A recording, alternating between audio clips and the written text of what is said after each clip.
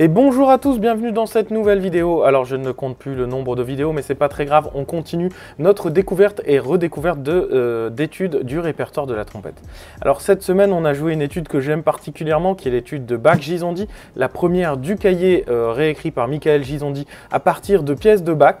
Alors, si vous êtes un peu curieux, vous pouvez aller voir dans ce cahier et vous verrez qu'à la fin, Michael Gismondi explique toutes les pièces qui l'ont inspiré, ce qui permet de réécouter les versions originales et ça, c'est vraiment très intéressant.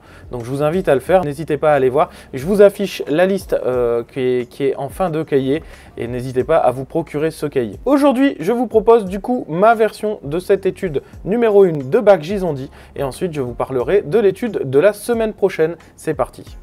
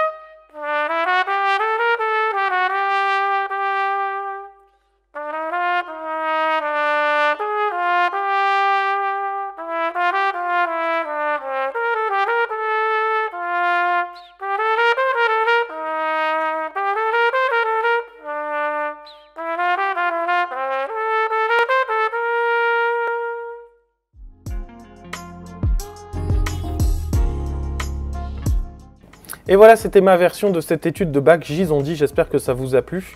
N'hésitez pas à m'envoyer vos versions ou à les partager en tout cas, ça fera toujours plaisir de voir qu'on est plusieurs et qu'on fait ça tous ensemble, c'est l'idée de ces vidéos. On va continuer avec une étude qui est, je vous avais dit la semaine dernière, qu'on n'irait pas au-delà des difficultés qu'on a trouvées dans Fil, Sonnet, Décor.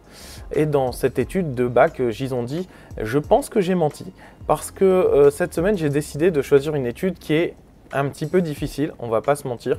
C'est une étude qui fait partie des 6 études éditées chez Le Duc par Henri Tomasi. Alors cette étude elle est un peu particulière parce qu'elle fait partie aussi de la pièce qu'on appelle le triptyque de Tomasi, qui est donc un concerto en 3 pièces et qui comprend un largo central très joli, très chanté. Un petit peu difficile à jouer, vous allez le voir, mais qui peut vraiment être très très beau. Je vous invite à écouter la magnifique version de Romain Leleu que je vous mettrai en description si vous voulez vous inspirer. C'est vraiment une pièce calme, magnifique, avec beaucoup de charges harmoniques, donc qui demande du temps pour travailler la justesse. Et par rapport à toutes les premières études qu'on a travaillées, je vais vous demander, si vous en avez une, de faire cette étude en ut. Voilà, à la trompette en ut, c'est une étude qui est vraiment écrite pour cette trompette-là. Si vous avez l'occasion de la faire en ut, moi je la ferai dans la prochaine vidéo avec la trompette en ut. Voilà, donc je vous laisse sur cette image de l'étude d'Henri Tomasi et je vous souhaite à tous une belle semaine avec votre trompette et on se retrouve dimanche prochain pour une nouvelle étude.